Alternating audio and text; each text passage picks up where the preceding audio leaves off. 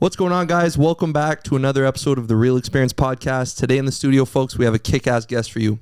He's a motivational speaker, author, CEO. He's an expert in helping people and businesses grow.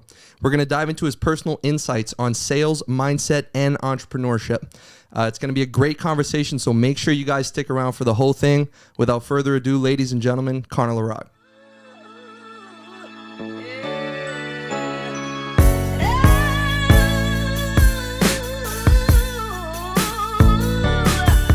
Ladies and gentlemen, we are live. What's going on? Thank you so much for having me today. Absolutely. We're pumped to have you, man. Pumped to be here, too. You guys did a great job. The studio looks amazing. Thank you. Okay, well, since we're not stripped for time, but we'll kind of jump right into it. You're 31, you said? 31 years old. How long have you been a CEO for? Okay, so an actual CEO where I would consider it like probably over the last 5 years strong. Yeah. Before, when I was in the building phases of my business, people say, "Oh, I'm a CEO." They got one staff member, right? Yeah. But I would say over the last 3-4 years, that's when I became a CEO. We now have about 40 staff on our team. That's awesome. Over the year, we'll go up to 65 to over 100. And no error on that too, because sales moves fast, right? We have a call center, we have the door-to-door stuff we run, plus marketing, so it's fun. Right. Yeah. Right. Oh, yeah. So you've been a CEO for a while and at a young age too. 100%. So I started in a business back in 2016. Well, basically 2014. That's when I published my first book. I would consider I was starting to do actual sales. Right. But then our actual business, Socialize, officially would have started in 2016. Okay. I started on the phone though, funny enough. So I was working with my brother selling door-to-door ADT alarm systems. Went from there, obviously, with brothers and fun stuff. It didn't work out then. But now, fast forward to where we are now, he's my sales director. Funny enough. So bought him out, he worked in a mining environment, came in as my director. But yeah, marketing is where I really hit it. The social media side is where it started 2016. Didn't do anything for those couple of years. Coming into 2018, then COVID hit, we scaled. It was crazy. Everyone else was shutting down. You scaled during COVID? We scaled during COVID. That's when I actually was hiring officially, when I first started hiring my first staff members. Is that because you were able to do a lot of work remotely? Exactly. All digital. Everything's online. Everything was online. Like how, all these companies are shutting down, losing money. It's like, well, you need a website. And then I had access to a lot of grant funding. Right. So it was an easy call, right? It's like at the end of the day, it's like your business is shutting down. If I were able to get you access to $5,000, in marketing money to put your business online so you're top of mind, is that something that would interest you? And that's kind of how it started. Sweet. Right. Yeah. So would you say most of that stems from sales? Because you seem to be pretty huge on sales, right? It's my bread and butter. Honestly, the sales side, everything revolves. Sales is a superpower. Yeah. A lot of people don't embrace it. They're like, oh, well, I don't want to be a salesperson. And I said, well, the problem is that 95% of salespeople are average, right? They're coming in, give me something first, rather than actually building a relationship. So when I would do my scripting, I'd call on the phone. I would talk to you like I've known you for 10 years. Right. Hey, Tristan, how you doing today? Nice to, and they're like, who's this guy? Opposed to, hey, can I speak to Mr. John Smith? And so I started off there. I sold rubber tire blasting mats. So that was my first contract. So I did the door-to-door space, ADT alarm systems with my brother, freezing cold. So I got experience for that. I'm sitting there. I'm like, this is hard. Okay. Didn't work out at the time. We didn't have the right marketing, the right branding. So I'm showing up the doors in basic clothes with nothing. So like, who's this guy? Am I homeless? Am I looking for cans? Like, what am I doing? Right. Then I got in, I had a guy that I used to work at TD Bank, and he provided us, he's like, hey, I have this contract. You want to start cold calling? And that's where I started dialing for dollars. That's where everything came to be. So I was selling blasting mats. B2B was the company. It's called A1 Blasting Mats. Okay. I sold them across North America to the point where, honest to God, I would go to the events. So I was in San Antonio at the Alamo at this event, and I'd go up to people, hey, I represent this company. And they're like, you're that guy? Because I just kept calling. And nicely though, not like I'm pushy, but in a positive way, where it's like, at the end of the day, if you're not going to give me a no and I have an opportunity where I can help you, I embrace that superpower. And in a good way, where it's like we're having a couple laughs. At the end of the day, if you need something, I'm there. I want people to know I'm first to market. I'm first there to help you, so that when that moment comes, my competitor, by the time they've even called, I've already sent in a proposal. I've already given them the value. I've already cut a deal. We're already moving in that direction. Right. I love sales too. I just feel like it gets a really bad, people think badly of salespeople all the time, right? It's literally the stigma. So door to door, over the phone, it's because, again, 95% of them, I would say, are average. Right. They're not trained effectively. It's not their fault, right? Because you have that idea back in the day that when you show up, it's like, oh, the old greasy salesman, the car oil salesman. and they're not coming in actually creating value, and they call it commission breath, right? They're coming in just to push something. Whereas if you actually come in, my whole sales structure and what we do is finding that pain point. Very simple. What's a doctor do? Oh, I hurt my wrist. Okay, well, does it hurt there? No. Okay, so you address the problem. Then you start to look into things. You have to focus on that relationship and humanize it. We're people at the end of the day. If I just come up and so we have guys that used to work at, let's say, Superstore, right? Try to sell you a credit card. They run up, hey man, like the guys at Canadian Tire, I feel so bad for them. I always listen to the pitch because I want to see, but it's garbage. I'm like, sorry guys, like come on. I'm like, I have 5 credit cards. You're offering the same interest. I said, come and compliment something. Nice tie, nice shoes. Hey man, I love what you're doing over there. You got good energy.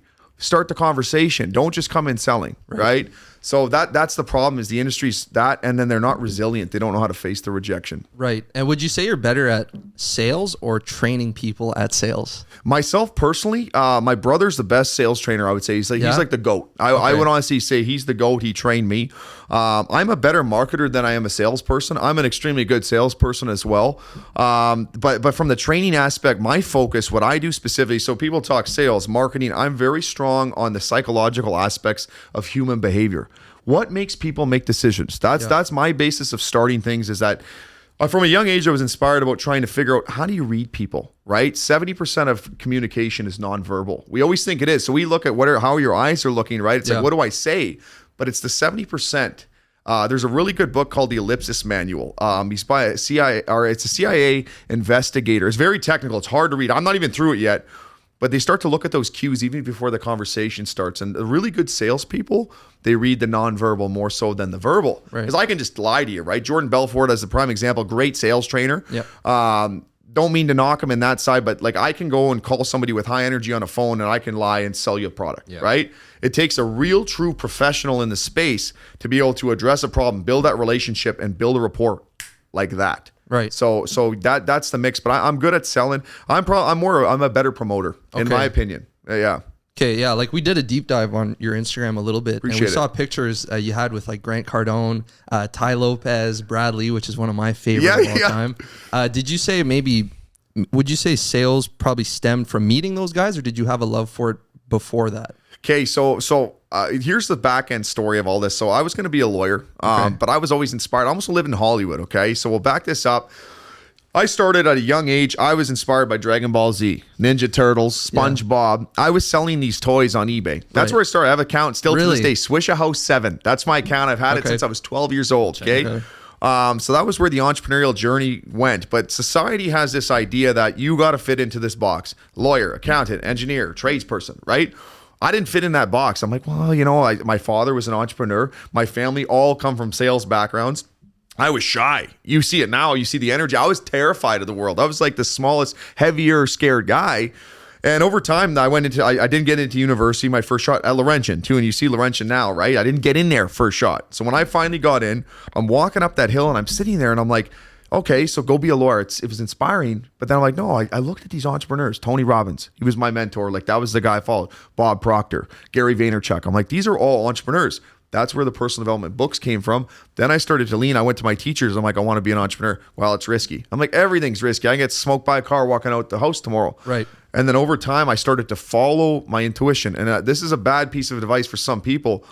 But don't listen to people that try to kill your dream. Like I didn't listen. Even my own father, he said, get an MBA. I'm like, massive bank account? MBA, the acronym. I'm just kidding. That's a Grant Cardone special. But I didn't follow that path. And I'm like, this is where I want to go. And then over time, the universe starts to open. I'm a big believer in energy. And as long as you're clear and you create that certainty, the door opens up. So that's kind of how I went that way. But that's where I came into Grant Cardone. That's where I met Brad Lee. I'm coached by Ty Lopez. So I'm coached by Ty Lopez. $25,000 cost me US. Expensive. And we'll get into that after. Bradley is coached by my guy named Jay Duran. He doesn't work for me. Okay. He's a very good friend of mine. Jay Duran, give him a shout out. But he, the culture guy, he's the guy that talks about cultures and companies. He coaches Brad. Really? So that's some funny stuff. We're from Sudbury. He's from Pennsylvania, where is it? New Jersey, that area, Philly. So yeah. Okay, well, talking about Grant Cardone, then this might be a little bit of like a tougher question, but I think you can handle it. Of course. You ever seen the show Undercover Billionaire? 100%. So if you were put in that position, like if I stripped everything from you right now, you didn't have your contacts, money, anything, gave you $100 bill. I mean, you've seen the show, you know how it works. Yep. What's your move? Like, would you kind of go into the same business you are in right now? So I'd probably go into the same business, or to generate some cash flow, I'd start walking into companies. Commission is no risk, right? Right. So I'd find something that I would be passionate about, or something that I could sell, and I'd go into a company and say, hey, I have experience. I'd sell myself first. That's the first thing Cardone would say too. I would go in, sell myself, and say, hey, can I start selling this product on a full commission? And then I'd negotiate. I'd be like, okay, give me 25%. There's no risk to you, right? Mm-hmm. At the end of the day, like if they trust me and we build a relationship, so I'd go into a mining company or somewhere else where I can just go work on a full commission job, no risk, and say, hey, let me push this product for you. I have a lot of experience. Yep. I would start to generate some cash flow, create certainty. That's the key word for all this stuff. Then I would build it up and I would go into the agency space. I would probably go in and go to companies and say, hey, you're not promoting yourself properly. Hey, you're not training your sales team. What if I can add 20% to your bottom line? How much is that 20% worth to you? So when you're closing deals and you have problems in front of you, I just ask a company. So at the end of the day, if I'm charging a $5,000 retainer, well, what does your problem cost you? Yeah. Is it $5,000? So you're going to pay me $5,000, but your problem is a $50,000 to $100,000 to $200,000, $300,000 problem. So it's like, are you willing to, risk the $5,000? Let me work for a month and see if it works, right? So that's kind of the way I see things. But I would just start selling for companies. I'd go hit up businesses, something that seems that it's profitable. So in this day and age, AI or some kind of technology, software, mining company, I just walking into buildings. I just walk in, put a suit on if I could, or if I was, low profile. Yeah. And I'd say, hey, can I sell for you on a full commission, no risk? Give me 30%. Well, that's a little bit aggressive. Okay, well, what's reasonable to you? Because you're not making that extra money right now anyway. So, what's the risk? Yeah, absolutely. Unless I look like a bum, and I'm presenting, hey, how you doing? And like, but I'd go in high energy and say, hey, and then I would do it enough times until they let me in. Sorry. Oh, go ahead, jump in. I was going to say, you said, to bring it back to that, you said that you'd create certainty, and that's a key term in all of this. Can you elaborate on that a little bit? Absolutely. Okay, so everything in life comes down to that word. So when we're doing sales training, and even in that book you guys have, the Way of the Wolf, so that's what he talks about a lot of, and that's one of the bases. Is he has some very positive stuff in that, but all of life comes down to certainty. So that's the baseline of selling. That's the baseline of communication. If you aren't certain in somebody, how does that make you feel? Not good. How do you breathe? How does your body language and posture stand? Think about a moment in your life when you're extremely certain. You're like, this is it. I'm making this decision. It doesn't take a no-brainer. You're going forward. Your parents, somebody, your family members, whoever could say that, but it doesn't matter. You're extremely certain. That's a superpower. So everything in life comes down to this aspect of certainty. So when you're selling, that's the basis of selling, is creating certainty. So in his book, he calls it 0 to 10, but in life, it's like, okay, well, how can I get this person, number one, to be certain of me? Right. Certain in the product I'm selling, certain in the company, but at the end of the day, just buy in and say, okay, well, it's a no-brainer. My favorite thing is from Alex Hormozy, when people go in, they're like, well, I need to talk to my wife. No problem at all. Go talk to your wife. But let me ask you this question, sir or ma'am. If you talk to them, would it matter what they say anyways? Are you still going to move forward? He's like, yeah, I would. Okay, well, then let's get the paperwork started. So then by the time that person comes home, you have nothing to lose, right? So you want to work within those grounds and realms, but everything comes into certainty. So when you're in a moment in your life, so I'll give you an example, and I don't want to ramble on about this. Ramble on. I will, okay. I worked in New York City. I got a contract, and we'll go into that, off my shoes. I had red shoes. I was in Vegas at a conference. Brad Lee was there, Grant Cardone, all these people. It's called Thrive. And this guy loved my shoes. He's like, my wife's a fashion designer. I was like, yeah, I run a sales company. That's it. Didn't get into the details. Weeks later, he calls me back. He's like, hey, they need a sales company in New York City at the Madison Square Garden for Richard Branson, Gary Vaynerchuk, Jimmy Wales from Wikipedia, Malcolm Gladwell, Jordan Belfort. They need a sales lead. They're tanking. They had 5,000 seats in the Madison Square Garden Theater. So me, the guy from Canada, from Sudbury, sitting here, right? They just have high energy, came in, showed up. I just showed up and said, yeah, I can do it. And I got hired, flown out to go work with Richard, go work an event with Richard Branson, Gary Vaynerchuk, and all that. Why? Because I created certainty. Right. And then I was terrified. I got off that flight. I remember I was so scared, terrified, but I was coming over the bridge, coming into Manhattan. Yeah, it was like, that song going, I'm in New York, from Sudbury, right? And I was 23 years old. So 23, whatever it was, coming over that bridge. And I'm like, holy crap, what do I do? What do I do? What do I do? And all I remember calling my brother, my director now, my mentor in a way, and we get along. He's just like, Connor, you sold yourself to get here. Yep. Just fucking step into it. And I went and I stepped into it and we crushed it. The event didn't do that good. Like is their own logistics. I think it was the Russian mob, Synergy Global Forum. Sorry about that. There's a funny, walked in and the guy's like this guy, he's like tiny, named Vadim. I come in, I'm all pumped. Yeah, let's do this. He's like, get to fucking work right away. That's what he said. You didn't say anything. And then so we had a pitch. We're like, let's go out because they couldn't sell tickets. And my brother called and we came up with this idea. It's like, let's go on Wall Street and start screaming. Jordan Belfort's back on Wall Street. You know, come to the Madison Square Garden event. They loved it. And but the event didn't crush it. But I mean, hey, I got to meet Richard Branson, got to talk all these guys, all the big hitters. And it realized I opened the capacity to my mind, all because of creating certainty. So in a moment in your life when you're sitting there, take a deep breath and say, okay, well, how can I create certainty? Go back to the basics. If you don't know something straight up, you know, in some ways, don't lie when you're selling. That's too many people lie, you know, but talk to people, be transparent. That's going to open up a lot more for you. So you'd say you're a pretty going forward person, right? Very. Okay. Yeah. So when do you know when it's time to pivot or when it's time to, you know, call it a day? So a lot of it comes, I'm a big believer in intuition and gut. Okay. People aren't self-aware enough in their life, right? So meaning that they don't understand themselves, so they don't know their triggers, their drivers, things like that. So when times get tough, you get smoked because it's going to happen. It's always, it's inevitable in business. Never goes perfect. It never goes perfect. No. So you, number one, have to be able to take the shot, spit your tooth out, the classic, you know, mentality, or you got to be able to know the market a little bit. Know, is it profitable? Are you making money? Or are you just doing it? Like, the thing is, so many of us aren't certain in ourselves. So then it's like, well, I want to throw in the towel. The easiest thing I tell people, the easiest thing you can ever do in your life is quit. It's the easiest thing. I could say right now, hey, Tristan, I'm getting the hell out of here. I don't want to. Yeah, it's the easiest thing. It is way harder to be durable, to be able to face it. And it's what we train on door-to-door sales. Like, think about it. You're going to someone's home, right? And then all of a sudden, these people are in their house selling deals, right? And they're like, oh, well, I sell at the car lot here and there. That's great. But imagine actually knocking right now and minus 25. My guys are out there and they crush it. You know, we have experience going in people's home and selling. We both huge. We do actually, Huge. Yeah. What were we selling? We were selling water systems, water purification. Yeah. So that's a tougher one. Come in there, give them the old free sample, and they make, oh, your water's no good. You know, but well, I know price is just like a thing, but the price for that unit was also like expensive, pretty expensive, right? We learned a lot, but there was a lot of, you know, maybe not the greatest foundation for the training because we didn't know what we were talking about. Well, there was no training. So like, do you have like monthly or weekly times where you're daily with your team? Awesome. Daily. Really? Daily. It's daily. So that's number one. You have to be training every day, like every single day, just like you go to the gym, like a military. So my company, we're the Navy SEALs of sales and marketing. That's what I call it. We train daily. Yeah. We have to, because it's one of those things that you're going to have those days. You're going to face those objections. We're knocking thousands of doors a week. We're saving tens of thousands of dollars on a weekly basis. So on average, my team's doing about close to 200, 300 deals a week. That's just on the door-to-door one campaign. That's a telecom campaign. So you do the dollars, like we probably, and I want to flex in a fun way. Like, I'm not trying to sound cocky on this. We would have sold on a yearly basis $10 million last year for one of our clients. $10 million. So compound that by the average telecom ratio. They stay on for 2 to 4 years. We almost sold 30 to $40 million for one client, a Canadian company too, right? That's the power of selling. But when it comes to price objection, the thing is, so you're not trained right away. So I know, okay, there's no certainty. You're walking to a door. What do I say? Then you feel shady, right? So you don't have the confidence that's going to help what you got to do. But with price objection, I can give you an offer for $100. You're always going to have someone says, well, I can get it for $90, $85, whatever it is. It's not price, unless you're selling garbage, right? But the price is just the part. You gotta, how big is the problem? Look at the problem, assess it. So, you know, the first thing I would do when I go into these homes, if I was selling that product, is like, what is your health worth to you?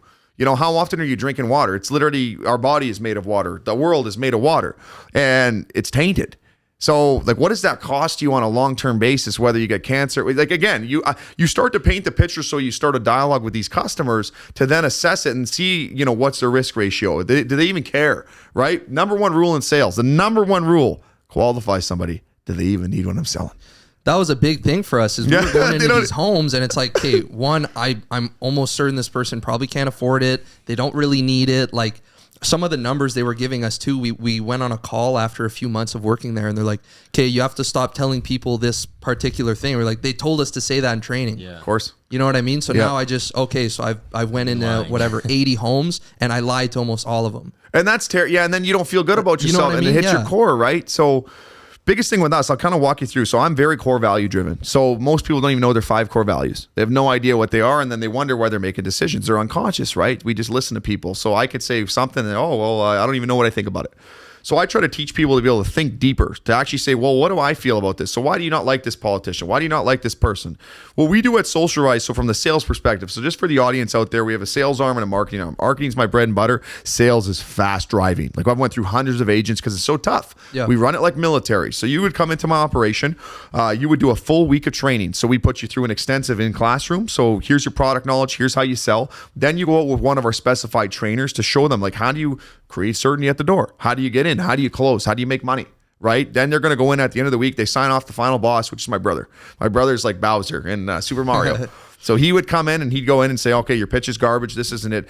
All throughout that training, you're practice pitching constantly. We're testing you. We run you through tests. So I'm big on the psychological thing. We're running tests. Do you even know your product knowledge? The guy comes in, doesn't know his pricing. You are not going out there, and we will hammer you for it. And it's not to be rude. It's for the simple mentality that you're representing our company, our brand, what we sell. You can go in and lie all you want, but it's going to hit us at some point. So no, we need to make sure you know it. The best is that I can take any of my sales guys, the top guys and girls, there's both. They compete head to head, all different countries around the world.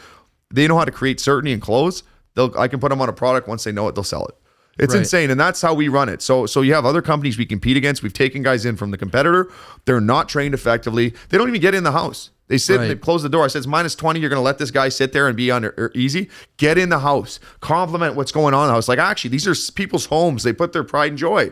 Freaking love it. I don't even care if it's just, I love it in here. Give the positive vibes. Like, okay. And then we talk about it. Break the barrier. Most people try to close at the door. You're not breaking the barrier. Yeah. If you can't get in the house, what are you doing? Your sales numbers, you're missing 1/3 of what potentially you have. Yeah. So that just goes to show you, you're saying you train your staff daily. Daily. So that means you're saying that it's worth more to have them train daily than it is to, get those extra few doors by sending them out instead of training them daily. Well, so on that, 100%. So they're going to get those extra doors regardless because we run a system. So let's say you knock 120 leads a week. You're looking for conversations, and so we know our data, we know our numbers. You're going to close 2 to 3 deals a day. So are you going to max out deals where we can do up to 5 sales in one home? It could be actually 7, 8 in one home, depending if they have a family of 4 with cell phones, stuff like that.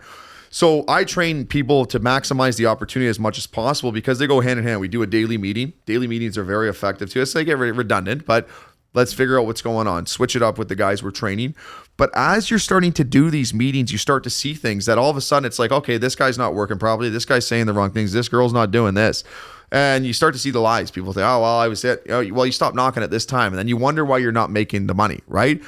Number one rule with business, I find specifically from a higher level when you can actually start to see it. So I don't do the trainings daily too. I run the systems, I run the back ends, growing the brand, signing deals, doing all this. I do come and train. I have a lot of fun, but we have trainers specified for that as our system. But as you start to get into it, you start to see, you're like, okay, people are not specific enough. I want to lose weight. How much? 50 pounds. How long? They're like, in 10 months. You have no idea. When you start to get to a high level of business, this is what Ty Lopez taught me. And it was annoying. He was hammering me, but you got to get specific. So I need to hire somebody. He's like, okay, what gender? What age? Where are they at? Are they remote? How much per hour? Then you start to see the billionaires and the top people. They're very, very, very, very calculated and specific. And then you wonder why people don't hit their goals. They have no idea. Well, I want to be a millionaire. Okay, well, how much is $1 million a year? How much do you want to make a month? Anyone know that, right? How much is that, on a day-to-day basis? How many deals do you have to sign? Like, you got to get into the nitty-gritty of it. And what that does is gets your mind to think deeper. And then once you can think deeper, then you can start to see it. And then all of a sudden you go into society and you're like, dude, everybody's surface level. That's why I can control somebody. And I don't say this in a wrong way, but if I say something stupid and I piss someone off, who's in control? When I'm laughing about it and they're getting angry, I'm in control, right? So you always want to be able to stay in control when you're dealing with people, and you start to realize it's like people are surface level. They can't think, and think on a deeper level. That's what I advise people as best you can. Take your time, be patient, but start to unravel the onion. Right. Okay. Right. Yeah. Sorry. Oh, you're good. You've scaled a business like crazy, right? So what's like one piece of advice you can give to people? Because obviously it's like you said at the start, right? Entrepreneurship, everyone's going to tell you, it's risky. You shouldn't do that. For sure. Right. So what's like a piece of advice you can give to people that's maybe, the one thing that you can do to help scale a business? Okay. So to help scale a business is number one. One of the first things I kind of want to go back to give you guys an idea. So COVID hit, we're sitting there. It starts with your mind. Yeah. Like everything starts with your mind. Can you even do it? Right. If you don't, and again, the confidence of it, can I even do it? Number one thing is your environment. Who are you around? Who are you listening to? So if it's sad to say it, but the science shows that the 1 in 5 people you're around the most, your income level is going to be affected by that. So like if someone's making 6 figures and you're around everybody that's lower, the odds are that you're not going to get to that level. You're not thinking on a deeper level. So the first thing I would say to scale a business is, number one, look at your market. How aggressive is the market you're in? What is your wow factor? Okay. So like, what is your wow factor? Because again, I sell marketing services. There's lots of companies that sell marketing services. So you got to be able to lean on what you're good at. Gary Vee says it the best too, like follow your strengths. So I'd focus on that. But at the end of the day, I hate to say it, and I don't want to be vain, but business comes down to making money. You have to be able to make money. So if you're not making money, it's not going to make sense in the sense because you're going to get smoked. So you want to be able to build a consistent pipeline. So what I would do is focus on your strengths. So if it's selling, if it's marketing, understand your market is best, but get going. Go out there and screw up, eat garbage, like eat the dirt, get out there and start just cold calling. So my sales process, I find a lot of people, they're average. Like I'm cold calling. I would be texting, like just SMS text, because that's the first thing you do on your phone. I'll send an email, I'll send a direct message. The fortune's in the follow-up. So I build a pipeline. I give someone a leads list. Here's a 50 leads for the day or the week or whatever it is. How do I double that list? Every single deal and person I'm communicating with, closing, hey man, you don't even know else that can benefit from the service. Then all of a sudden my lead list doubles, triples, quadruples. But people aren't set up for success. They're listening to the wrong people. They don't set up properly. You don't need to be a guy like me. I go in the cold plunge. You don't have to go in the cold plunge. Yeah. You have to just set up the right strategy. You have to sell. So you got to start being able to, if you're going to scale a business, okay, well, let's say, for example, I'll give you an example of Grant Cardone. Alex Hormozi went in and he's like, I'm making $80 million a year. Grant Cardone's first question, he said, how can you make $80 million a month? That's the level of thinking, right? He's like, okay, so then your brain starts to process. Elon Musk, another really good example is he's like, how can you take your 10-year plan and make that happen in 6 months? It's insane, but you start to think on those levels. So if you're going to scale a business, sales drives everything. Anyone that tells you that obviously is not good at sales and they're not utilizing the superpower. It matters what's in your bank account. So I'll give you an example of our business. Literally, I took it in 2 years. So when we got our big contract from the door-to-door side, I was doing really well in marketing. Like we were going good. We had a great team. We're still growing, all this stuff. But I literally went from like $500,000 to $5 million in less than 2 years. I swear to God. Bank account in there. In revenue, that's gross. So that's not net profit, obviously. But why? How did I do that? All those years prior were a build up to the thing. I was waiting for that contract. I built the right systems. I had the right people. I'm listening to the right people. I'm in the right environments. So what happens is, so as you're building and chopping the block, all of a sudden the moment's going to come. You're going to get a deal. And what you realize is that most of the time we have a limiting belief in our mind that stops us from growing to where we got to go because we're listening to the wrong people. Well, my dad told me I can't do this. Oh, my partner says, well, that's a little bit risky. Well, I don't want to risk some money. With a risk, there's a return. Follow it. If you really believe it, and even though you're scared and you're like, and that's normal. Fear is just a thought. Thoughts can be changed. If you feel that in your heart, chase it, man. Go. Listen, I can give you 15 reasons why you're going to crush it, where someone's going to give you 50 reasons why you're going to fail. It comes down to your focal point and what you focus on. So in terms of scalability, make sure you're around the right people. Make sure that you're driving sales. You need the right systems in place, basic stuff that can help you perform. A lot of it too, as my last piece of advice, is the 80-20 rule. A lot of the time, it's 20% of the work you're going to do that's going to affect the 80. So if you hate doing something, even though you got to pay for it, to get rid of it in the interim, to say, oh, I don't want to do accounting, hire an accountant, get someone that can do your bookkeeping so you don't have to focus on it. Focus on what you're good at. Might cost you in the beginning for a couple months, but eventually then all of a sudden you get optimized and you're focused on what you're good at. That's your superpower. Right. Yeah. Right. That makes sense? Yeah, absolutely. Okay. So when you have like a whole team behind you, right? Is there something that you look for in someone? It's not just like, oh yeah, sure, you can come on board. Like, is there something you like that person's going to make a good salesperson? For sure. Good addition. Yeah, for sure. Like I believe truly I can train anybody on sales and we can train anybody in our system. You look for the hunger. Hunger is the biggest intangible force in nature. That's what takes somebody that, literally can go through the Holocaust. Use Viktor L. Frankl, great book, Man's Search for Meaning. This guy went through the Holocaust, but had a hunger in his heart saying that my wife and family is still alive. God forbid they died, right? Through there. But he realized that he could go to the lowest of lows in human nature and still be able to survive. And what was it? It's hunger. That's what turns people into billionaires. That's what turns people into exceptional athletes. It's that hunger. So what I look for right away is personality. You can be quiet. You don't have to be high energy like me. Like my brother's very laid back, bald guy, having a good time, but crushes it. He would outsell me on the door, 100%. But the thing I look for is just that vibe. Do you have hunger? Are you ready to learn? Are you full of shit? So I know I throw jabs at people right away, and I purposely go into my interviews. I'm a very nice, good luck, like good energy guy, but I go in purposely. I want to read people, so I go stiff. I'm like, hey, how you doing? Nice to see you. Like, because I want to read you. How do you handle pressure? How do you move? Are you saying something that everybody else says? I throw curveballs. My favorite question for the audience out there. This one, if I ever want to stump somebody, just because I want to see if they're a bullshitter or not. What makes you irreplaceable? Well, my hard work. Everybody works hard. You look at people laying bricks all day. They work hard. They're not millionaires. What makes you irreplaceable? And I'm like, your energy, your passion, your DNA is built in. Like, how willing are you going to go comparing to the competitor? Like, what are you willing to do to get to that next level? Well, I don't want to invest. So here's the reality with our culture. And I'm sorry to say it. We're a weaker culture. Oh, yeah. They're weak mindsets. I have people that literally are coming from Nigeria. Okay. So they're coming from countries. These guys are hustlers. I have 12 team members from Nigeria. They come from a country, and some parts of those hoods are hard. They go out selling in minus 30 and they're laughing. They're like, oh, no problem. And they crush it. You know, they have some people coming from the slums of India, right? You have some people coming from Bangladesh, these really busy populations that are struggling. Then we think it's hard in Canada that we have an average ratio of $15 an hour, where we literally, you know, at the end of the day, our government is just handing out money. They're letting us in. Oh, because it's cold outside. Yeah. Yeah. It's cold. Well, I don't have bullets flying by my head. Yeah. I'm not, you know, where people, literally 3 billion people don't have access to clean water. Well, literally, I can go turn on the tap. I can drink toilet water. Excuse my language. It's funny. You know, that's better than some of the stuff in these countries. So they're coming here pumped. They're pumped. And then the ones that win it, they're hungry. You know, they're hustlers. And it's not hustler in the wrong way. They come out to grind. And that's the difference. Like, I know some people, well, we got to have a lifestyle and balance it out. Well, when you're going to go to the top, do you think the people in the top of their industry are balanced? You can say, well, you got to have balanced life. Yeah, well, you're going to have to go out of balance for a little while to get where you got to go. Yeah. I was not balanced. I'm manic. Like, not actually, but like, it's like I'm manic. That guy's got way too much energy. Well, I'm not everyone's flavor of ice cream. Not everyone likes mint ice cream. So I don't focus on that percentage. I'm focusing on the people that I want to be around. And then, so when I look to hire, you look for those people.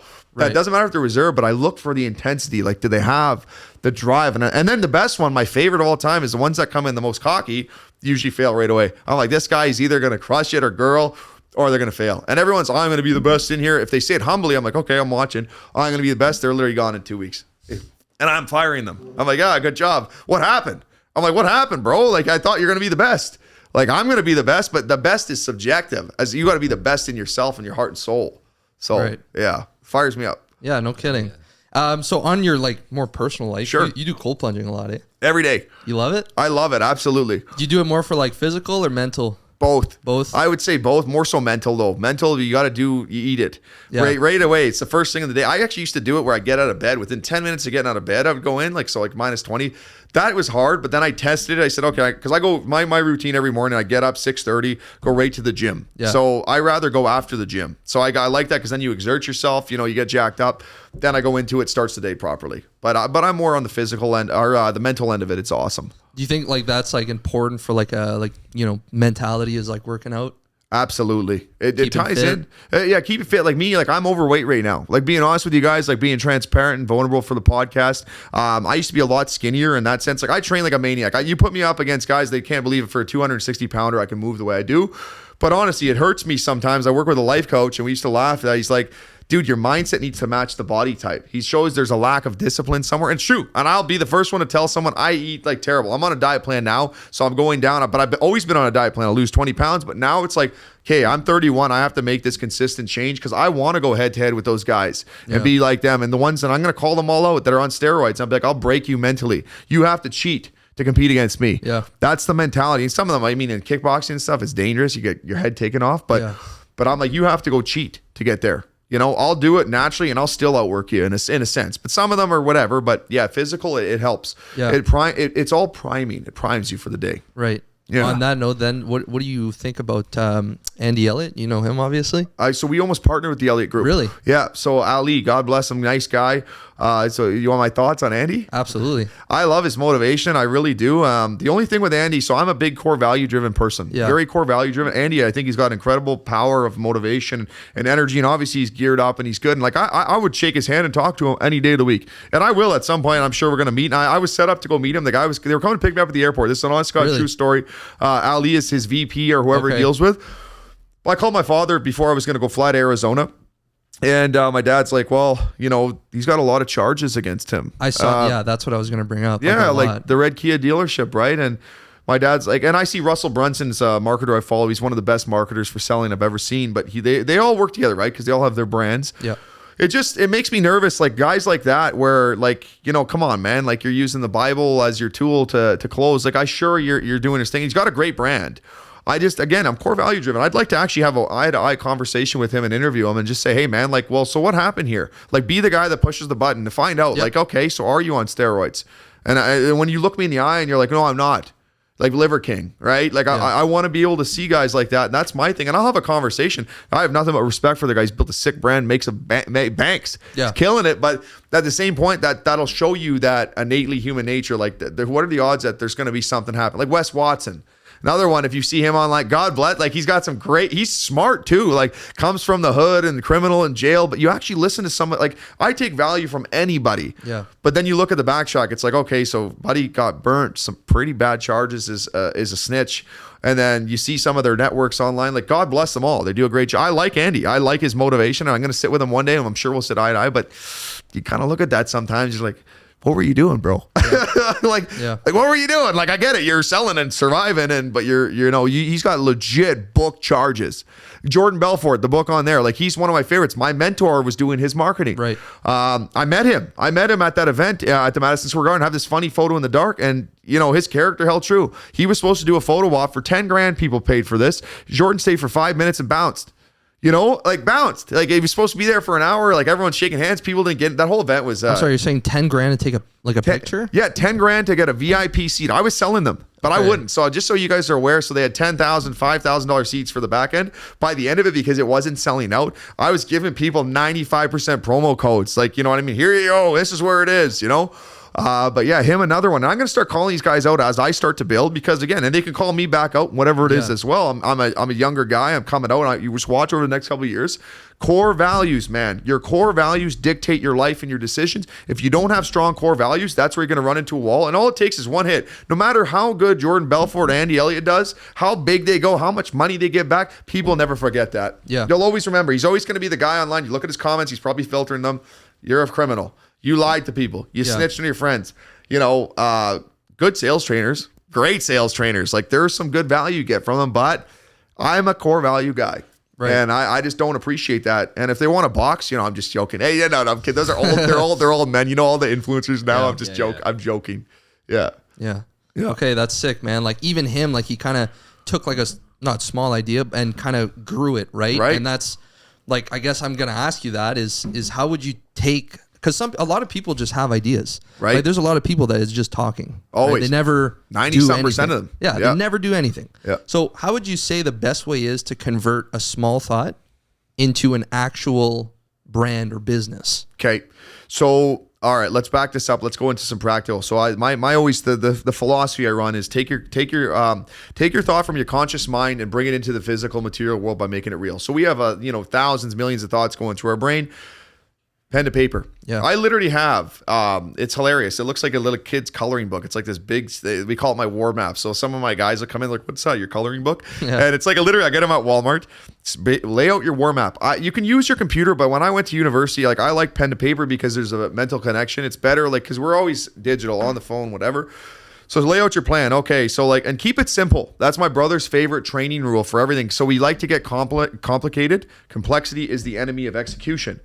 Get super strategic on it. Okay, pen to paper. Here's my goal. Here's my plan. This is what I want to do. And start to get specific. The specific is the key, right? You can go general. I want to be a millionaire. Doing what? Okay, well, and some of these guys make money in steel. Some make it here. But like, start with the basics. What can I sell? Who can I help? Am I going to be able to keep it sustainable? How much money do I need to live? Like, you got to go in, do my rent, all this other stuff to get your, okay, so here's my $4,000 I need a month to live. Okay, so how many clients do I need or customers do I need? Okay, so I could sell one at 4,000 or 5, for $1,000. But what's more work? What's more headache? So start to break things down and get super specific.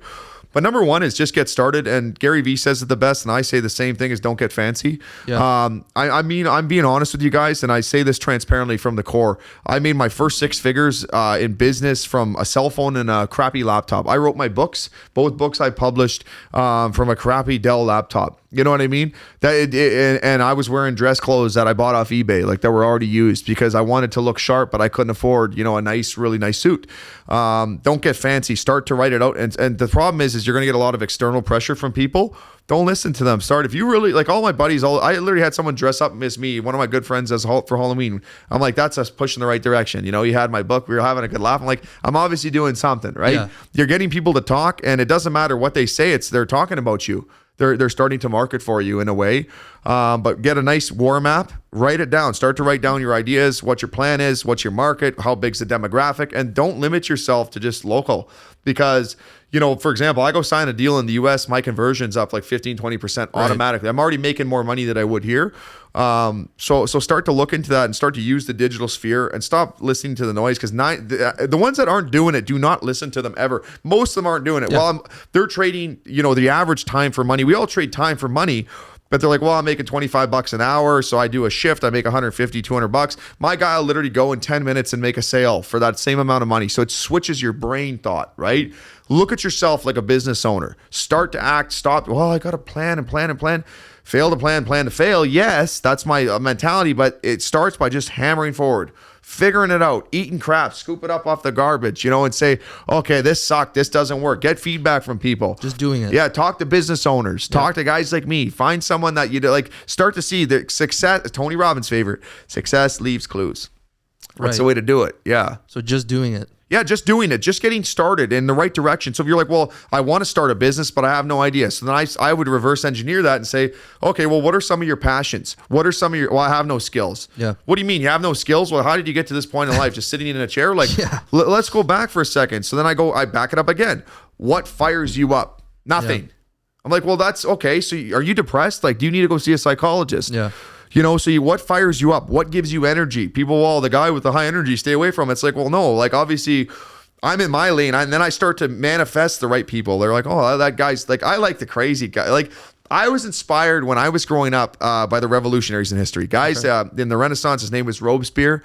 He got his head cut off in the guillotine, but they were the guys, they used their words as their wisdom. I loved JFK, Mahatma Gandhi, Jesus Christ, Abraham Lincoln. What happened to all those people? They all got shot. They all got killed for their beliefs, right? They shifted the perception of society. They started to shift the core, right? And I'm not saying I like him or not, but like you're watching Donald Trump right now coming out and he's shifting things, right? Whether you like him or not, he's still getting people talking. He's still pushing forward with whatever, whether you like Kamala Harris, whether you like Justin Trudeau. I think we're both Team Trump. There you go. Yeah. There you go. So, but you watch like guys taking action. Yeah. So you can say whatever you want about the guy, the amount of pressure that guy's going through. Can you imagine the pressure to go on in 2020 and then get shut off like that? And then he recovered and he's back now and then he landslides. Like, come on. Like that's persevering. That's an entrepreneur. Whether you hate him or love him, whether you hate Elon Musk, whether you hate it doesn't matter. It's like these people, they all have 1 innate tendency. They're durable. Like they have resiliency and they're hungry. And at the end of the day, they're pushing things out where it's not just, it's about me and my focus. It's like, I want to grow a big business so I can have tons of people working for us and under our brand and culture and our vibe, like the Elliott Group in that way, but core value driven. Yeah. Then they're creating their own and they're building their families, and then they're actually pushing the world forward one day at a time with what it is. So I'd like to shift the sales industry in that way where it's not just, hey, you don't have to lie. You don't have to lie to be successful. Like, man, I didn't lie to anybody. There's nothing to lie about. There's deals I've taken on where maybe, I couldn't, like, it was a lot more work than I expected. Yeah. But I looked them dead in the eye and I'm like, I'm here to do it. You might have a more experienced firm that someone else can go into it, but I'm new to this and I'm going to do everything within my power. And that's how I built my business. And you fail.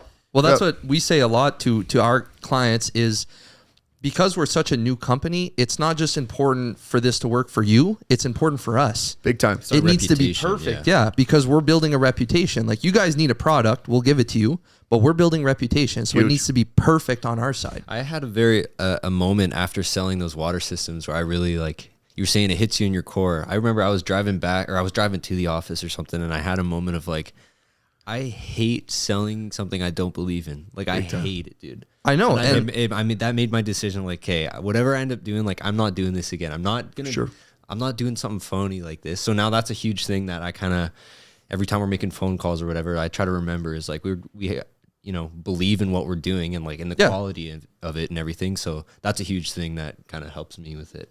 It's your heart and soul too. Yeah. You know, like, and I would ask that company right off, one of the first things I'd ask, what's your mission? They don't even know. They don't even know what their mission is. You ask me point blank, what is my mission? We are building the next generation of leaders through sales and marketing. Literally, I will help people build a self-sustaining platform for the rest of their life so that when you walk through our doors, from the moment you are going to leave and go out into the world, our signature will always be on there that you learn. So a lot of the marketers in the space locally, some of them start their own businesses and go off. They all come through our firm, whether they like us or not, wherever it was. They worked for our firm. They were in there. They got indoctrinated in that side. And what I see is, again, I'm always looking at the core values, and the culture is another thing in business for you guys as you're going to grow. Culture is crucial. Yeah. Affects everything. If you don't have a good culture, then your staff aren't going to pipe up. So Netflix as a prime example. So Netflix, during the boom, like things were starting to shift, they had to let go of like 80% of their staff. Like at one point, I think it was back in 2008 when things started to go. I don't quote me exact on the date, but basically they had to let go of 80% of their staff. So they were terrified that all of a sudden, oh crap, only the best of the best were left. The morale was going to tank. Guess what happened? The exact opposite happened, because all the killers were in the room. Right. And they were performing. So then that company, look at Netflix now, and then they took a hit again with all these streaming platforms. Now look at them again. They're skyrocketing. Still number one. Yeah, and that's their bread and butter. So I interviewed the CEO of Blockbuster, right? Really? Yeah. So I sat Jim Keys. I just sent him a message yesterday. So I bought it. I swear to God, I'll show you. Actually, just for a laugh for you guys, okay? Yeah, 100%. It's fun for the transparency, because again, I'm a core value driven guy. What's he up to? The CEO of Blockbuster. Yeah, so he just published a book. So he's on a world tour. He's a pilot. Jim Keys.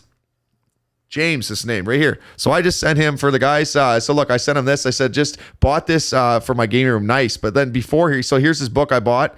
So he's sending me photos with astronauts. He's in space. This is like actual conversation. He's sending all this like for the guys out here. Like he's in space. He was going up to space, like because he knows everybody. So there's like, this guy knows everybody. Casual trip to. And I'm like, yeah, trip to the moon.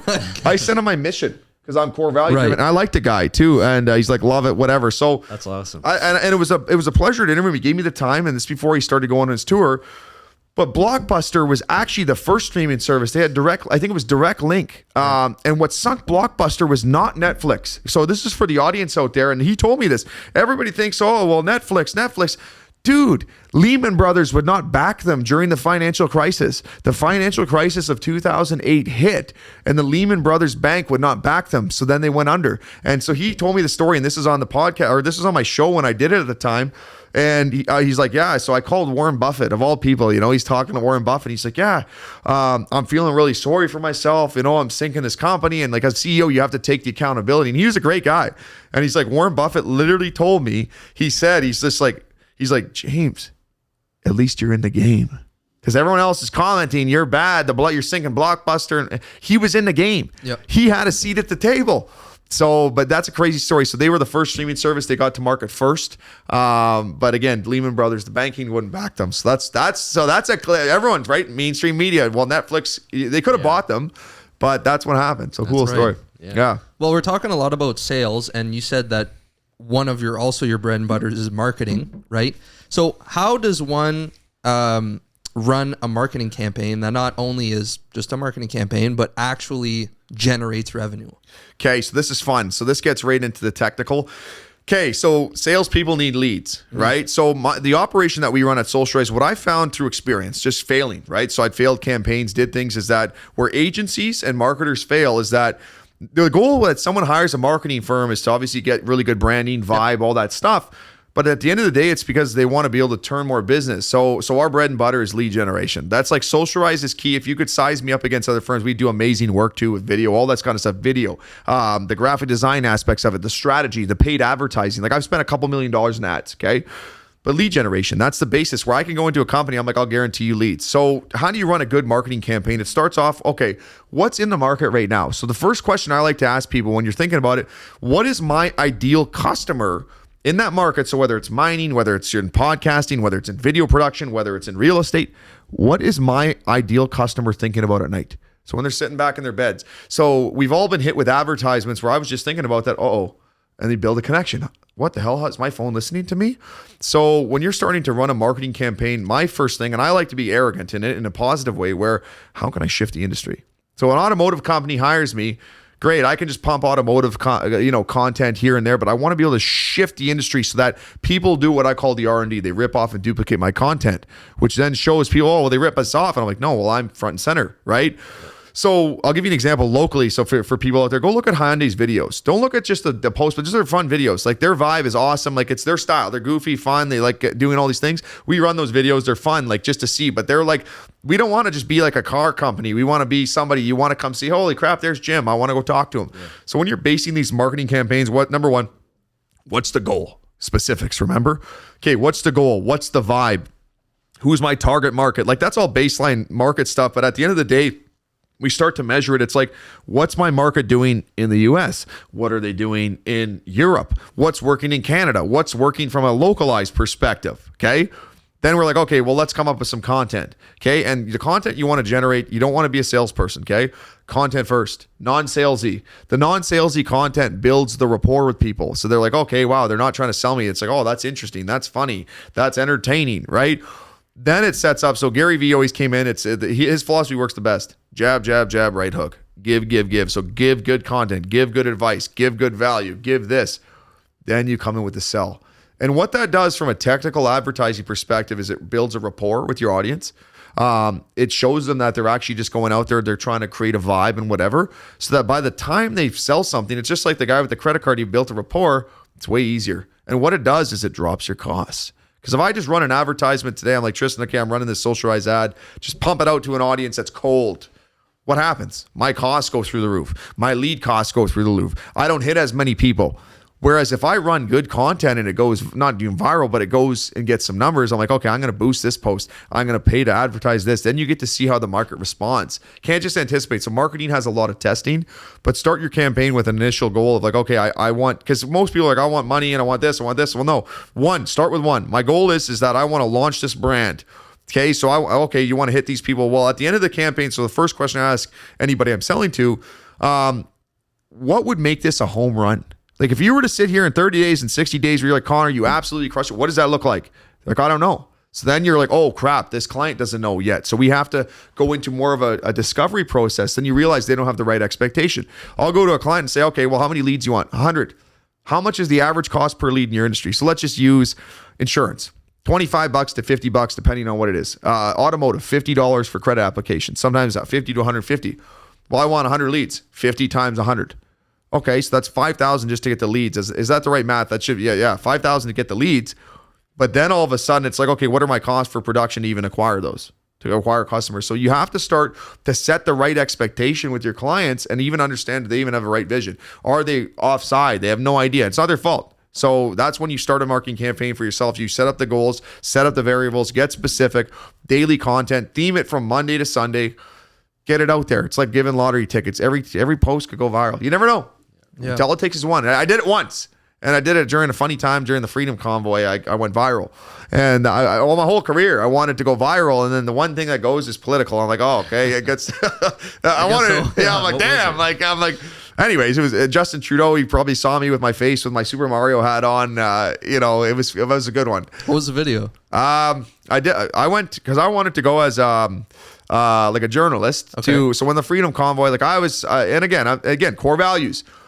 It made no sense to me how 500 people could pile into Costco and we can go to the liquor store and Walmart, but I couldn't go get a haircut. And my business had to shut down. And I just, that was it. It didn't make sense. And again, ask questions. I'm like, this makes no sense. Like, I have no disrespect. The hospitals are packed and I understand the liability of all these things. Like, I wasn't questioning that, but I'm like, why the hell can 500 of us go touch everything in Costco? And I can't go into one business. I have to shut down and all the big corporations are crushing it. It made no sense. Yeah. So we were so fed up over those years with everything. We're so fed up and everybody's just jabbing and fighting. And it was the funniest thing that happened. They showed up on the highway by my house. I seen the truckers going by, right? And I hear the horns. And it was the first time people were coming together again. People could say what they want. Liberals, conservatives, it doesn't matter. It was the first time people were happy in the last couple of years. It put a smile, it gave us hope, right? Yep.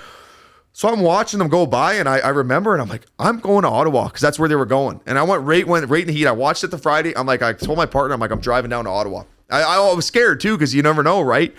And it was the funniest thing. I get this text the night before I got to Ottawa on the Friday or the Saturday, whatever it was. She's like, this woman sends me a message. You're an idiot. You're the biggest inconsiderate person ever for supporting this and all this stuff. Like, sends me this big diatribe. And I just wrote back, you're living in La La Land. The next day I get out there, and I remember just walking into like Ottawa, Wellington Street or wherever it was, right in the cusp. And it was so loud. And I get it for the people of Ottawa, just for a general disclaimer. I totally understand, like, to live like that for a week, that's a party, man. It's nuts. Like, for your dog. Like, I understand that. Nothing but respect. Like, but at the time we're trying to push a movement, right? So it was like, okay, I get it. The horns were like 100 times, but I'm walking in and rip my phone out because that's my favorite. Even when I came in here, rip my phone out, and I've seen a police officer. Hey, officer, how you doing today? Like, how is it down here? Is it peaceful? Because I want to know, because the news was pushing, and this is where you get to see mainstream media pushing violence. It was violent, Nazis, all this stuff. I was there from my perspective. Dude, people were just cheersing, having a great time. And then all I seen, and I was there, and that same day, violence, people fighting. So there was a flag there, like a Nazi flag. I don't know if it was planted. And again, I'm not to comment on it. People were like, get out of here. That's the first thing they're going to do on the news, on CBC and all these places. Like, people were fighting against it. And it gives me heebie-jeebies thinking about it. They're like, that's what they're going to focus on. Yeah. And then is one person. That's it. Yeah. And they tainted it. And that's what they're going to focus on, is that one thing. And then all of a sudden it gets shut down. Well, no, like, that's the way it was. But yeah, so I documented it. That video went viral, both of them. I did 2 of them with 2 officers. He's like, yeah, this is peaceful. And it went nuts. And Jordan Peterson retweeted it. It was like, he's like, yeah, oh, Justin, like, whatever. And then they started going, like, and it was the first time it ever went viral. I was like, oh my God, this is wild. But again, I'm not focused on political stuff because I'm a businessman. Right. For now, as I grow, eventually, we'll get into some of that stuff. But I wasn't trying to, and then it did taint me for some people. Some people that were very, on one side, they're like, oh, well, you're radical. And I said, well, at the end of the day, I don't want to work with those people anyway. Because we have different core values. We're not going to relate. Sure, I'd like to do business and make money. But if I can't, actually have an open dialogue and discussion, not say F you, where I just can't have a dialogue, and you're just right away, you're a moron, you have no reason for my justification. And then I held a rally too. I held a rally and over 150 something people showed up at Bell Park. Yeah. But stand behind or if you're scared to stand up, stand behind the ones that aren't. That was the thing. And then, the news covered it, but then they tainted it again where they're like, well, some people showed up with the wrong things on. Connor's message was well-intentioned, but that is what it is. But I'm not disappointed in it. I lost one client throughout it, which was very small and just different values. And he understood my perspective, tried to pull the immigrant card on me. He's like, this racist. I said, if you look at some of my workforce, I work with beautiful, amazing immigrants from all over countries, all over the world. Yeah. I said, for you to pull that, even me, and I'm not that guy to flex that, but I'm Métis as well. But if you see my grandfather, like, we come from Aboriginal descent out of Montana. Obviously, I don't look like it, and we make a joke about that. But I'm like, dude, like, we're all coming from here. Don't pull that on me, to try to make an argument to stop me. And that was all. So that was a good one, though. But that was funny when you watch that. Your comments, just people going nuts. Yeah, millions of views. You're Loved going it. Nuts. Yeah. That's nice. Yeah, no, you're seen with like huge people, man. It's fucking sick to Appreciate see. it. I've seen the Robert Greene interview. Yeah, Robert Greene, crazy. really great guy too. I'm supposed to go for lunch with him there out in Hollywood. Really? Honest to God, he was really down to earth. Like, and that was the guy that book, The 50th Law, for you guys on your thing. Buy that right away. 50th Law and Pitch Anything. 2 books I want you to get for anyone in the audience. But that book changed my life. Really? He has the 48 Laws of Power, but the one with 50 Cent changed my life. Really? In regards to fear, and just that'll get you on the right track in entrepreneurship. Just chase it. Yeah, he's an interesting guy, him, eh? Very. Yeah. Very well thought out too, and he understands the dark side of human nature that people don't want to talk about. That we all have innate tendencies and traits. Just a really quick one it's called the dark triad test. For anyone dating, right? I've been in a relationship for 8 years. I'm a fiance, all this. But when I was back in the game, you would have called it or whatever. I like to test people with tests. It's a Tai Lopez strategy, but you get to see whether they score for narcissism, Machiavellianism, psychopathy. Gives you their triggers. So when you're dating, you're like, oh, I just took this test. Take a look at this. And you'd send them, this dark triad test, openpsychometrics.org. That's what it is. It's dark triad. And then you get to see if someone scores very high in Machiavellian, you're like, BSer. They're a bullshitter. They're a liar. They have tendencies that lean there. It just gives you that idea. So He was one of those, like, where he's very well thought out in human nature. And the sad reality with a lot of it is that we are selfishly driven. He breaks it down and he goes through history, all these examples of, narcissism and Machiavellianism. And it's cool to see. But he was awesome. I love that guy. Well, that's one thing I always thought about that book is like, how the fuck do you know all that stuff? Like, 40, you know what I mean? Like, it's very like, where'd you get that from? Like, no degrees either. I Really? think he might have a basic degree in this, but just studied history. No kidding, he studied history and made analysis. That's what he told me. I asked him, I'm like, well, where did this come from? And he's like, I studied history. Really? Lives in Hollywood too, which honestly, I was going to live in Hollywood, to be honest with you guys, had I maybe not met my partner. And I love Hollywood. Okay. Like, really? I love Hollywood, but also it's vain. It's extremely vain. It's very shallow. Like, I went to a red carpet party. I've been to a couple actually, before COVID. So pre-COVID, then after COVID, I went to Ty Lopez's party. And it's all BS, man. Like, it's and it's good for them. Like, but they're all chasing vanity. And I'm a vanity. I like vanity. I like flashy stuff too. But there's nothing there. It's like you're chasing this idea of what a celebrity is, and you don't know these people. They're actors. They're liars. They're literally like, it's like, I'm inspired by actual entrepreneurs, people creating change, not going on a television and making up a character. I'm inspired by people that actually live it, Yeah.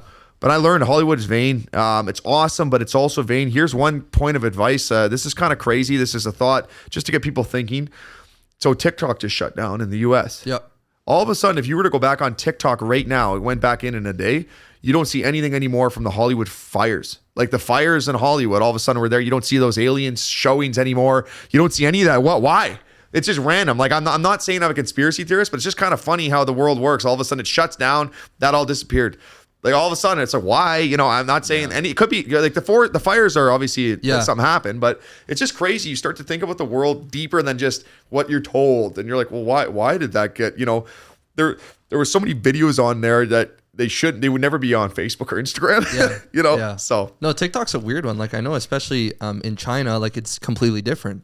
It's all positive and and then here focused, right? Yeah. Here filtered. It's way different, right? Yeah. You see the stuff that probably most people shouldn't be able to see, right? Like, it's negative. It's very, like you said, vain driven. Very. I'm big conspiracy too. Like, you don't have to hide that. No, it's just because you start to think, right?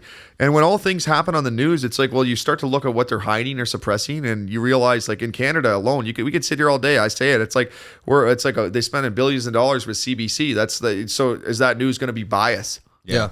And that's why legacy media is dying. That's why people like podcasts now. That's why Joe Rogan crushes it. He has an open discussion, and whether you like him or not, it's open discussion. That's why the podcast era is crushing it, because it's like we can have these conversations. But don't be surprised when they try to filter it. But that's why now, politically, where we're shifting, they're like, oh, it's so bad. It doesn't matter who's in power. It's like, it's good that we need to have the discussion. And the society now is shut off to a discussion. It's BS. Yeah. One thing is you have to do your research. If you you can't trust anything you hear. No, that's what it is. Absolutely not. No. And you watch the comments coming from. It doesn't matter. Well, I even I don't know if it was yesterday, but Trump just signed something releasing. I'm gonna get it wrong. JFK files. Yeah. That's fucking sick. Yeah. I don't know. Like, we're probably gonna have to do some research on that there, but that's gonna be fucking cool. To know what actually, get the full story. Right. Transparency, because that's it. Yeah. All of that stuff that they're trying to push, right? And you get to kind of see it's good. Like, it's like, oh, well, they're doing this, and everyone in the news just spins aside. It just spins. They're looking for clicks. Yeah. What's going to get people pissed off and triggered? Like, and that's low level. So it's the same thing I taught you guys with when it comes to anger. Like, if I get angry by something you say all the time and I can't control my emotions, who's in control? So if you're not in control of your emotions, you're not in control of your life and your decisions. So as an entrepreneur, here's the reality with people that work a normal job, nothing but respect, because entrepreneurship is dangerous. It's dangerous. My payroll is over $2 million. I'm not actually joking. Like, my payroll. So that's just payroll, besides making money and trying to go into it. All the lives that you have to deal with. It is a dangerous sport where at the end of the day, there could be moments where you get really hit bad, where how are you going to recover? And if you don't have the ability, like, I take on insane amounts of pressure. I'm fine. Like, I look like I slept. We're all good, right? And I always advise, take care of your health and sleep in this, but it's not for everybody. You can become an entrepreneur and sell things and do it, but it is not for everybody, because there's those times you carry it all. So I have a small company. I have 40 staff, but then you think all these people have families and people that are under them. So 40 turns to 75 or whatever, and then we're going to scale. And then you got to make sure you meet all these things. Then you got to make money. Then you want to grow. Like it's all the stuff opposed to I could just show up to a job, get paid 25, 30 an hour. Right? Well, that's something I was going to ask you is based on that. Like you said, you're good at sales, right? Right. Great at sales. Yep. So if you wanted to, you could just go sell and not really worry about other people. Big So, time. you have a team, you're training these people. Why? Why is that important to you? Honestly, I freaking love it. Like to explain it, like I've always had this vision from a very young age. Like I wanted to have something that I could literally bring people in, but I tried and it never worked out until I got this big contract. Like marketing wise, it would have still grew. I had like 10, 12 staff, but it was until I could actually bring people in, and sales was the vehicle. I have a passion for it because there's nothing better in my eyes when I see someone and you've come from nothing or you come from somewhere and I'm like, I can give you these tools. Then I'll literally it's like handing someone a key and I'm like, go unleash yourself. Change their life. And then all of a sudden then they look back. My biggest gift is in a couple of years, they look back and say, Socialize did that. Connor helped me get to where it is. They built the confidence. Their team, Ryan, my brother, he's like, he helped me in the sales ability. You watch some people and it's a really weird reality is that some of these people have to go to school, the immigrants, right? They're making more money than their teachers. They're making $120,000, $150,000 a year listening to someone tell them what to do. They just because they have to be there. So I have a guy, I'm going to give shout outs to all Reed, to Ferdos, Tina, Abraham, like 4 of my killers, like on our team. There's a bunch more in there, but the 4 of them that are these guys, you put them in any sales environment, they'll dominate. It's insane. They're all trained by my brother, trained by us. But like Ferdos, the poor guy has to go to school because of, legality with the immigration. This guy's making the biggest commission check I cut him in a month was $17,000. 17 grand. He kills it. He's going to hit 100 this month, like 100 in terms of sales, which the commission on that, he's making $100 a pop, off each sale. So like huge amounts of money. This guy's crushing it. You get to see that. And then the other guys, like I want to be that. I just want to be that vehicle because it's cool having a team behind you because it's not me, man. Like I'm great at what I do. I'm good at a whole bunch of things, but it's the team behind you. Self-made is a lie. It's a lie. Like unless like I don't know who sits in the mirror and says, I did it all. It's me. It's like you look at the people behind them. I'm humble in that fact that I want people, like I want to give you the showcase. I want you to go out and I'm going to keep dominating my time, but I want to see that because then it just builds the umbrella bigger. So then we touch a company, we're a catalyst in it. So we did one deal with this car company and we said, give us your worst leads you got. I'll have one of my guys close them. Absolutely dominated. 18 credit applications in 5 hours, rolled 2 cars off the lot from the phone. And they're sitting there and then all of a sudden the CEO, this is a big company, 600 plus staff, sitting there, they're scrambling. They're like, you just gave us the garbage decline list and we rolled 2 cars off your list, which showed a huge hole in their operation. It's supposed to be the best sales, all this.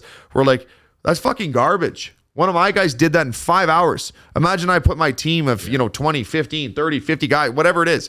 Imagine what we can do. Yeah. But, they got to figure out, well, I don't want to create friction. It's like, well, you're not trained properly. You don't know how to extract, so it shows you a lot. A lot of companies aren't built like that. So, well, that's what I mean. And a lot of companies, they don't train. Like you said, once a day, I to be honest, every day, I wasn't expecting that at all. I love it. Yeah. Every day. Like even the company that we worked for is once a year. Dude, not even because the training we would do, it's not even training. No, you do training and then once a week there's a meeting, talk about, but we didn't really, we touched objections sometimes, but like, yeah, but it's not really, it's just like, okay, well, this is an objection. Like, what would some of you say? Like, not the guy teaching wouldn't give us, it's like, what would you guys say to this? Oh, and he had no idea. And we would just run. So our guys would just run him over. So that's how it works. And I say that because we're not everybody's flavor, but it was like when I sat in university lectures, I would literally go in and I challenged a clinical psychologist. You can't cure depression. What do I do then? Just sit there and let the guy jump off the springboard and kill himself? Yeah. Well, just be empathetic. I'm like, be empathetic and medication? Like, so when this guy, like someone calls me and they're on the cusp, I'm ready to die.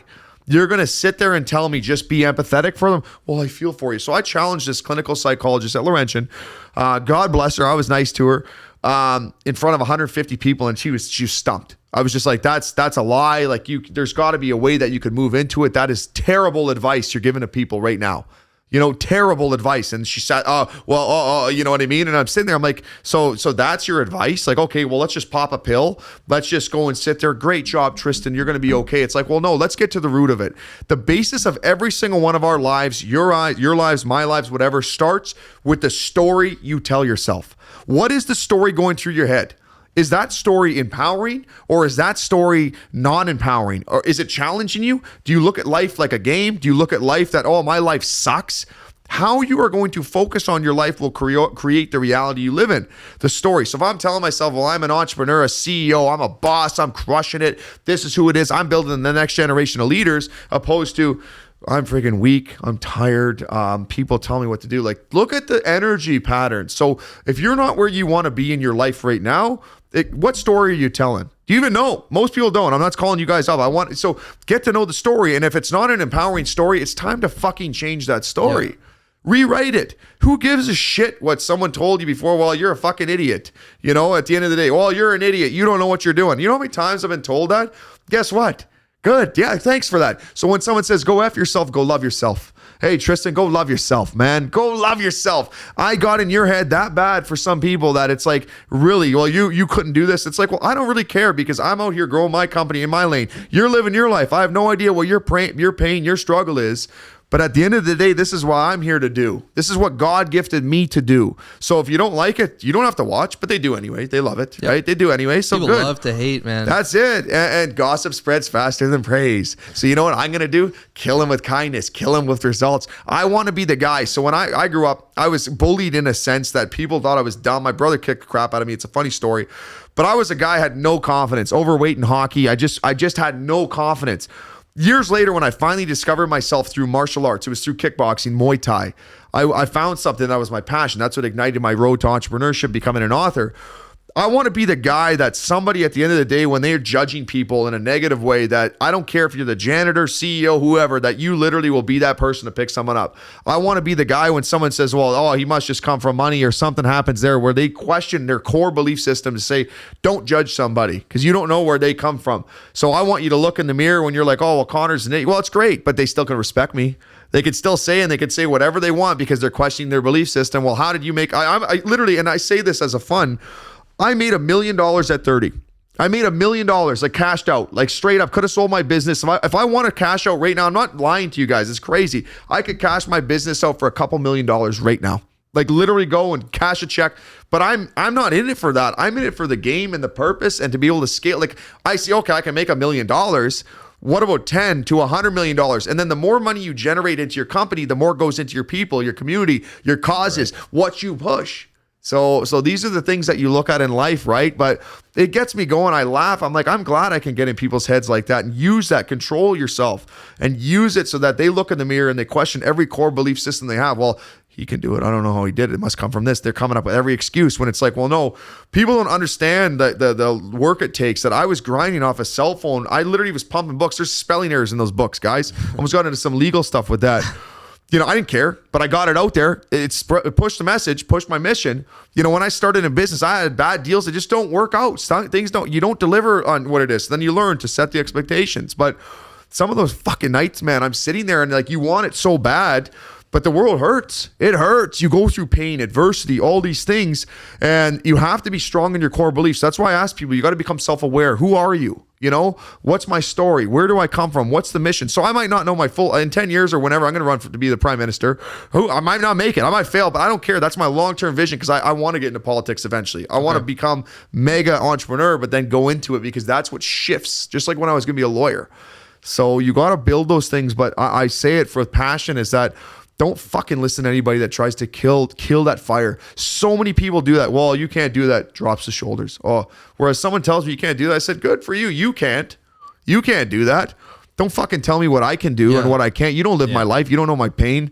You don't know where I come from. You don't know what I can do. But, you know, and that's the thing. So you start to see it over time. But yeah, anyways, I like getting that going. I want to get the audience for that. It's fired up. Like you said, you could sell your company for a few million, right? Mm-hmm. So again, why not do that? Well, because honestly, you're going to sit back. I would do it. Let's say I did it, right? Yeah. And that's not even a lot of money. Like in the actual bigger scheme of things, you're like a couple million, I'll burn through that and whatever, right? Yeah. A couple cars and stupidity and like, what am I just going to save to invest? I could die tomorrow, right? Because honestly, I think over time, like you get bored. I'm going to tell you guys this, and this is live on air. It's kind of funny. I hit a point with my business, and I'm being honest with you guys and transparent. I've always been a grinder. Always a grinder, and that's my thing. But then all of a sudden you get to a point where you start making money where other people are making your money for you. And then so you can actually lean back a little bit. And then you don't have the motivation, right? So I had a time period, you know, go through anxiety and all things with business and trying to grow and becoming older, right? Well, I actually sat back at one point. I'm just making all this money. And this is honest to God truth. I'm sitting there, I'm making all this money and I don't have to do anything. Like it gets easy. It gets easy. And then you get in and you're like, oh, I can just lay back. I can just eat what the hell I want. Like you can go to a store. And I'm not saying I can go in there and buy a Rolex all the time or anything, but the necessities of life become, I can get what I want. You know, you're like, oh, I can go get this. I want a certain thing. It just becomes easy. And that sucks. So for anybody that's at that phase, like you're like, yeah, I'd love to get to that phase. No, like it sucks because then you become complacent. Then the core values that drove you, the hunger, like you got to get back and find that spark again, right? So then I started doing some coaching and I got back into it. And I got back on my mission. You go through all these things and then you're like, okay, but it was a funny time for a little while. I'm just sitting back. My guys are knocking. I'm doing all the deals, right? We got the higher level stuff I'm pushing, but then I'm making money's just rolling, right? You're just, and not like a crazy amount, but money's rolling. You're making money where you're comfortable. Yeah. You're like, okay. But then what's the challenge? That's no life. So if I were to sell my business in a year, then I'm 32 years old. Oh, I cashed out, and that's my story. That sucks. Like, what are you gonna do for that? Yeah, like I made $1 million, and that's cool. Like, because it's all psychology for everybody out in the audience. So the goal always is get to 6 figures. Number one for you guys, and you guys are new, maybe you've done it, maybe you haven't, it doesn't matter, but you get to your first 6 figures. And then what you realize is the first 6 figures is very hard. You're like, okay, but then once you do it, oh crap, it wasn't as bad as I thought. And then it opens your mind to making money. And then, so for me, the reason I was able to get to $1 million is because I had the systems in place. I got the contract, right? Everything built up to that moment. So now it's like, okay, so I did $1 million and I did $5 million, right? Now I'm like, okay, I want to get to 10, 15, whatever. But then what's the number? What's the purpose? If I have no purpose behind the money I'm making, it doesn't matter. So my whole thing is that I want to build this company and infrastructure where, again, it's going to change sales. It's going to change marketing. Most importantly, it's going to empower these people. It empowers them to go out and chase their life, build their causes, do these things. And it's awesome. You walk into our office, it's fun. You know, you go to work because work is a huge part of your life. That's what drives me. And it's fun walking in there and they're dealing with problems. I'm like, let's work through them. Okay, is it this? Is it a limiting belief? And that's my specialty is I start to understand. I'm like, okay, no, you're setting yourself up for failure. You have a limiting belief. You have the wrong story, all these kind of things. So yeah, I wouldn't do it. My dad makes a joke. He retired at one point. You know, he went through a lot of stuff and then retired. And then he's like, screw it, I'm dying at the desk.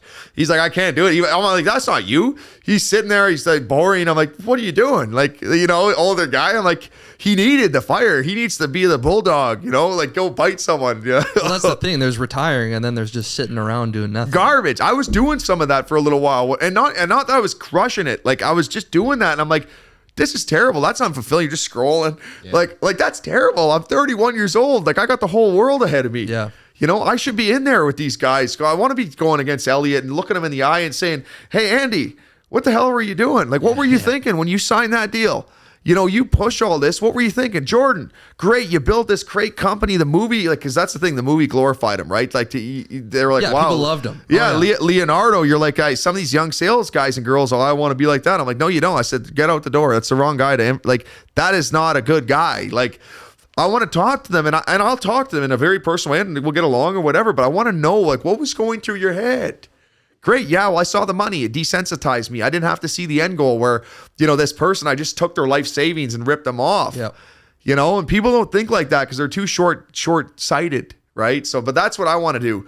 I want to get into it with, so I like the stimulation. I want to challenge people's minds because you get to see that how people think. Some of the stuff you see online, candy coated, you know, it's a nice edited video, but I want to see how someone thinks. So I did one recently, this realtor, I won't go into who it was.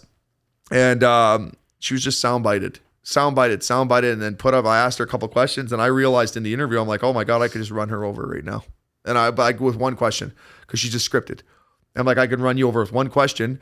I had the power to do it, but I'm not a dick. So I'm like, unless she was rude, you know, or whatever, I'd do it. But then you start to see that with people, you understand their human behaviors and you're like, okay. And then you can use your power effectively. And it's not about that. You've always be genuine to people. The world's hard and it kills people's energy. And, you know, I don't care how rude someone is. Yeah, I can be a dick when I have to be in business. You got to be straight up. You got to have a backbone because you get run over, you get sued. There's lots of different things. But I do not believe in the mentality that you have to lead by fear. You don't have to always lead by fear. You can lead by inspiration. You can lead by being good to people. You know, set the right expectations. Some of these like old school CEOs, this is how it is. And like, where does that get them?